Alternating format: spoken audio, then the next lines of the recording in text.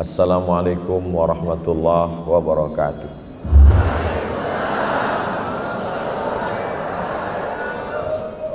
Apa kabar Bapak Ibu semua, sehat?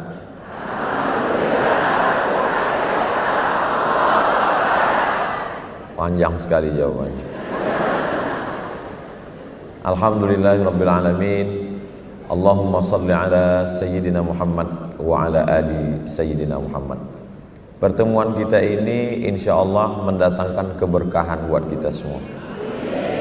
Karena kita berada dengan orang-orang yang mulia, jauh datang dari Al-Azhar Kairo Mesir, guru besar Fadilatul Syekh Al-Ustaz Ad-Doktor Usama Al-Azhari, nafa'anallahu bi ghaziri ulumihi.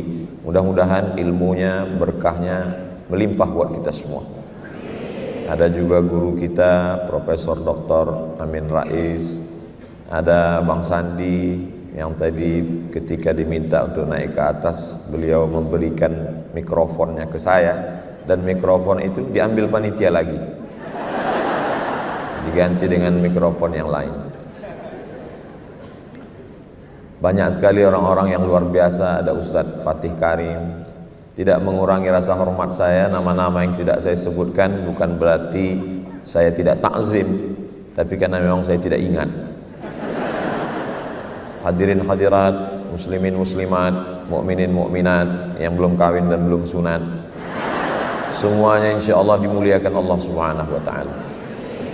Hadir juga di sini istri saya, mertua saya, Umi, kakak saya, ada papa, ada mama, semuanya mereka semua ikut berbahagia. Allah itu sangat sayang dengan bangsa Indonesia. Kalau dia lihat ada orang yang terlalu putus asa, bawaannya udah mau mati, maka dia kirim salah satu hambanya untuk membahagiakan. Maulana, Maulana, Maulana. Nggak jadi bunuh diri. Kalau dia lihat ada hambanya orang Indonesia ini yang sudah terlalu bahagia dengan dunia, dikirimnya lagu, dan lagu itu ditulis ternyata di atas pemakaman Baqi Madinah. Dan setelah dinyanyikan, saya senang sekali, tidak ada yang meninggal.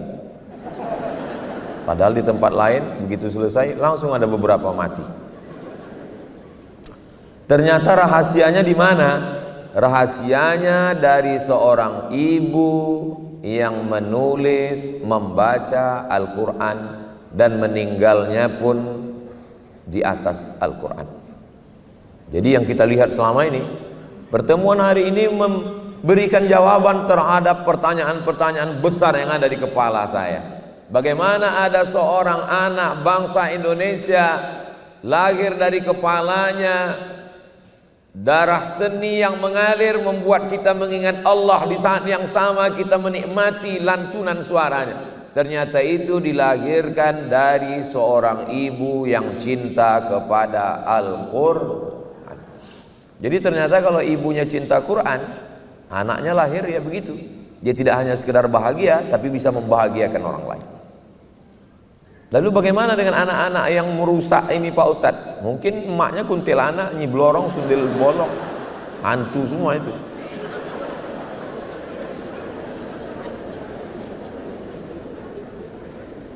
Putri Indonesia, artinya kalau putri Indonesia kan orang yang paling cantik si Indonesia. Masuk Islam, setelah masuk Islam apa yang terjadi? Suami meninggal dunia.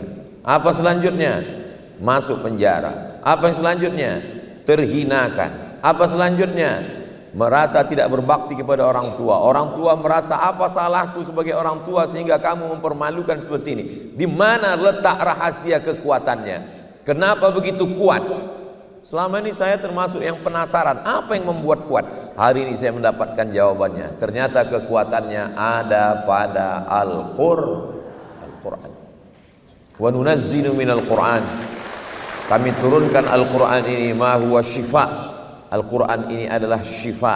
Allah tidak mengatakan dawa. Dawa itu obat, tapi belum tentu menyembuhkan. Berapa banyak obat dari penyakit? Si Anu meninggal kenapa? Kebanyakan makan obat Pak Ustadz, mati. Tapi ini dipilih Allah satu kata syifa, penyembuh. Ternyata jawabannya ada pada Al-Quran. Apa yang terjadi dengan bangsa Indonesia hari ini? Percaya tidak percaya, bisa tulis di handphone. Tulis saja di Google itu buta huruf Al-Quran Indonesia, buta huruf Al-Quran di Indonesia, buta huruf Al-Quran di Indonesia. Oh, kok nggak muncul? Buta huruf Al-Quran di Indonesia. MPR, cnnindonesia.com, MPR.2 mengkhawatirkan 72% Muslim Indonesia buta asara Al-Quran. Kita boleh bangga sebagai Muslim terbesar di dunia, jamaah haji terbanyak di dunia, tapi buta huruf Al-Quran 72%.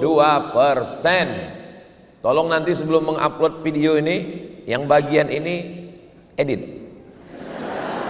Soalnya saya malu nanti pas saya ceramah di Malaysia sama di Brunei. Bisa kan tim media? Apa kata orang Malaysia sama Brunei? Ceramah jauh-jauh ke Kuala Lumpur, ke Bandar Seri Begawan, di kampungmu aja 72% gak bisa baca Quran. Tolong edit yang ini. Masa ngedit itu aja gak bisa? Di negeri ini semua bisa diedit.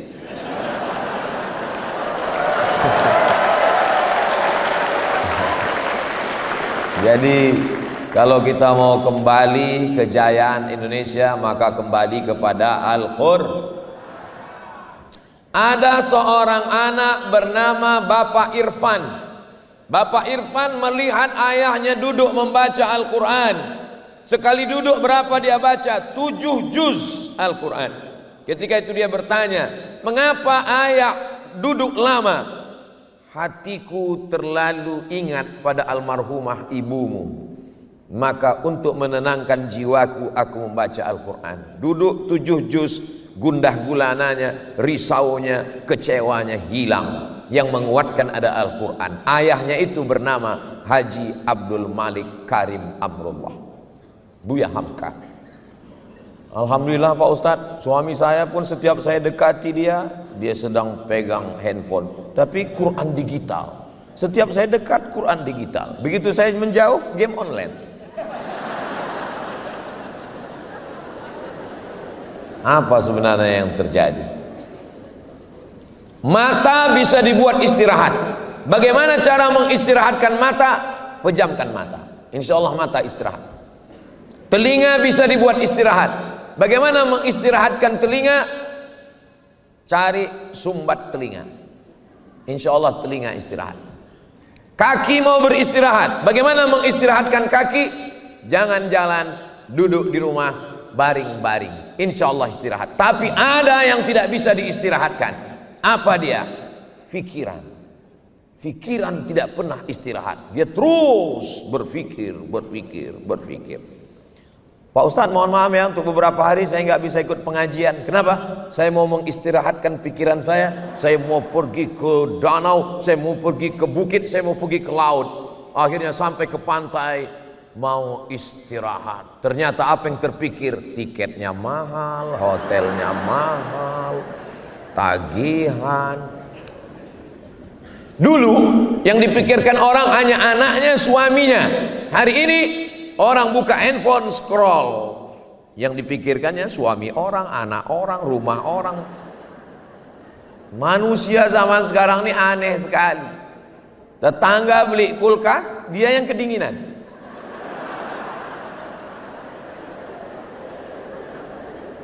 Teman yang renovasi rumah, dia yang masuk ICU.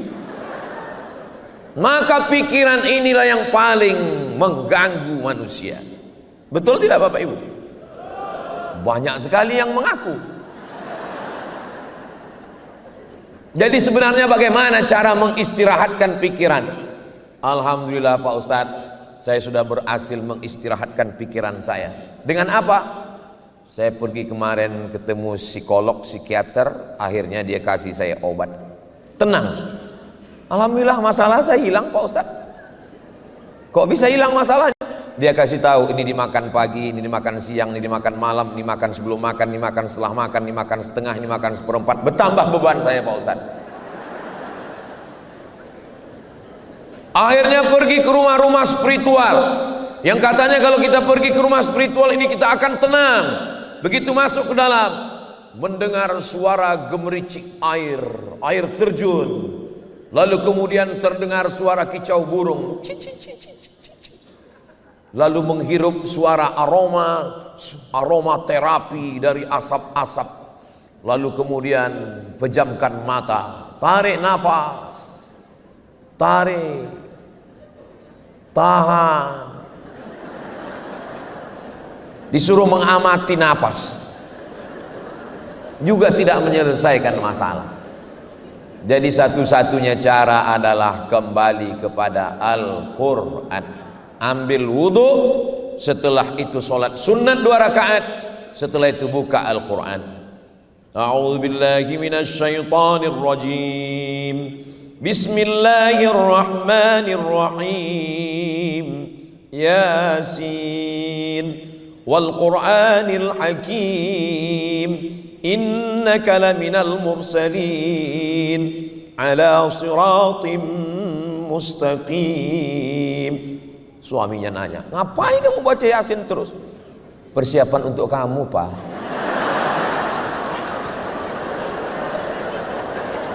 Dengan membaca Al-Quran, pikiran kita beristirahat. Dengan membaca Al-Quran, hati kita tenang. Yang ngomong bukan saya. Ketenangan itu letaknya bukan di mata, ketenangan bukan di telinga, ketenangan bukan di kaki. Huwallazi anzalas sakinata, dia yang menurunkan ketenangan fi qulubil mu'minin. Ketenangan itu ada di dalam hati.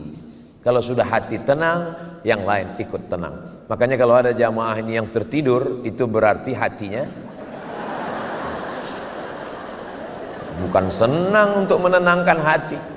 Ini sedang berkecamuk, kacau. Semua orang di Indonesia ini sekarang sedang kacau balau, berkecamuk, bingung memikirkan bagaimana nanti yang terjadi, bagaimana tentang koalisi, bagaimana kalau udah nggak menjabat lagi, macam-macam. Bagaimana menenangkannya? Maka saksikan video-video yang ada di Amazing Muharram. Jangan lupa subscribe, like, share, and comment. Apapun masalah hidupmu, ambil wudhu, buka Al-Quran. Tadi waktu saya duduk tadi, ada yang bisik ke saya, Ustaz Somad, apa yang membuat kita ini bisa menjadi tenang? Tidak lain wudhu. Saya udah wudhu nggak tenang juga Pak Ustaz, mandi taubat. Saya udah mandi nggak tenang juga Pak Ustaz, masuk ke dalam laut. Insya Allah bukan cuman masalahmu hilang, kau hilang sekalian. Maka tenangkan diri kita. Masalah ini besar, Allah maha besar. Angkat kedua tangan, Allahu Akbar, Allahu Akbar kabira. Kau yang dipuji-puji Abdul Samad, yang layak dipuji hanya Allah. Walhamdulillahi katsira. Engkau suci Abdul Samad, aku penuh dengan dosa, yang suci hanya Allah. Wa subhanallahi bukratan wa asila. Aku tidak menghadap kepada siapapun, aku hanya menghadap wajjahtu wajhiya lilladzi fataras samawati wal arda hanifan musliman wa ma ana minal musyrikin. Tapi jangan mentang-mentang udah dengar tausiah ini sholat zuhurnya nanti begitu. Inna sholati. Kata imam apa ini? Maksudnya itu cukup, itu sekedar saya nyampaikan. Nanti pas sholat tetap tenang di dalam hati. Serahkan semuanya kepada Allah. Duduk, baca Al-Quran. Yang selama ini memuliakan Al-Quran. Beli Quran termahal, sampulnya dari emas, disampul lagi dengan kain sutra, dimasukkan ke dalam kotak kayu jati, dipaku 4 sudut, gak pernah dibuka sampai mati. Aku nikahkan engkau dengan anakku dengan mahar seperangkat alat sholat dan kitab suci Al-Quran gak pernah dibuka sampai mati tunai. Apa ini? Kenapa ulama dulu mengajarkan nikah maharnya Al-Quran? Supaya Al-Quran dibaca. Yang paling afdol, paling bagus mengajarkan anak Al-Quran. Kamu berani meminang anak saya? Iya. Saya tidak minta emas, saya tidak minta perak, saya tidak minta mobil mewah, saya tidak minta rumah yang besar. Saya hanya ingin kau ajarkan anak saya Al-Quran. Siapa namamu? Nama saya Imran, Pak. Ajarkan surat Ali Imran. Panjang sekali, Pak. Kalau mau nikah, memang nama saya di KTP Imran, Pak, tapi sehari-hari dipanggil kawan Kulhu. Ayo Kulhu Allah aja. Indah itu. Ini untuk mengajarkan kalian. Yang senyum yang belum nikah aja. Yang udah nikah apa boleh buat. Jadi yang paling bagus itu adalah ketika Nabi sedang menyampaikan tausiah, berdiri seorang perempuan. Apa kata dia? Inni wahabtu laka nafsi. Aku berikan diriku kepadamu. Kalau bahasa kampung kami, I give myself for you. Lalu kemudian apa kata Nabi? Nabi terus tausiah. Tiba-tiba berdiri seorang laki-laki. Karena Nabi nggak ada respon, berdiri seorang laki-laki. Ya Rasulullah, kalau engkau nggak mau, ya untuk aku aja ya Rasulullah. Kata Nabi, kamu mau? Iya. Iltamis walau khataman min hadidin. Carilah walaupun cincin yang terbuat dari besi. Dia pulang ke rumah cari cincin besi, nggak ada. Maka bapak-bapak kemana-mana tolong bawa cincin besi. Mana tahu nanti keadaan terjepit. Lalu kemudian setelah itu nggak ada ya Rasulullah. Kata Nabi, pulang cari lagi. Dia cari ke rumah, dia cari. Ada satu kain untuk mahar ya Rasulullah. Berapa kainnya? Satu. Jadi mahar nikah. Iya. Kalau kamu nikah maharnya satu kain ini dipakai istrimu, lalu kau pakai apa? Dia terdiam, dia malu. Akhirnya dia pulang. Ketika dia akan pulang, Nabi memanggil dia. Ta'al, come here. Lalu kemudian setelah dia datang, apa kata Nabi? Hal ma'aka minal Qur'an? Apakah kamu ada hafal Qur'an? Ternyata dia pun tidak hafal Qur'an semua. Suratu kada wa suratu kada wa suratu kada. Saya hafal surat ini. Nabi nikahkan dia. Zawwajtukaha bima ma'aka minal Qur'an. Ku nikahkan engkau dengan mahar mengajarkan Al-Qur'an. Ini sebenarnya tadi kan Mbak Angelina Sondah kan menyebut tadi siapa yang kaya. Ini untuk menurunkan harga mahar tadi. Jadi kalian siap-siaplah hafal surat-surat pendek. Betapa indahnya ketika anak kita diajarkan Al-Quran sebagai imam yang mampu mengajarkan Al-Quran. Bapak sebagai kepala rumah tangga, panggil anakmu, baca Al-Quran. Sudah berapa juz? Alhamdulillah Pak, sudah 5. Masya Allah, anak papa 5 juz? Enggak, Iqra 5. Oke, yang penting bisa ngaji. Dah. Istri, baca Quran. Enggak usah lama-lama, dari maghrib ke isya 45 menit. Handphone mati, TV mati, laptop mati, komputer mati, semua mati. Alhamdulillah Pak Ustadz, di rumah saya memang begitu tiap malam. Kenapa? Ngaji Quran? Enggak, pemadaman bergilir. Mati semua anak baca Quran, istri baca Quran. Tapi saya belum bisa baca Quran Pak Ustadz. Saya ajari caranya. Kira-kira waktu udah mau habis, bilang, udah tutup semua. Papa nggak baca, waktu nggak cukup. Gitu caranya. Siapa di antara kita ini yang ramai, ini yang paling mulia, bukan yang paling kaya, karena harta akan tinggal. Bukan yang paling tinggi jabatannya, karena jabatan tidak lama. Yang kekal abadi hanyalah man ta'allamal Qur'ana wa 'allamahu, yang mengajarkan Al-Qur'an, yang belajar Al-Qur'an dan mengajarkan Al-Qur'an. Mudah-mudahan dengan program Amazing Muharram ini, maka terlaksanalah program Ustadz Fatih Karim mengqurankan Indonesia, hilanglah buta huruf Al-Qur'an insyaallah.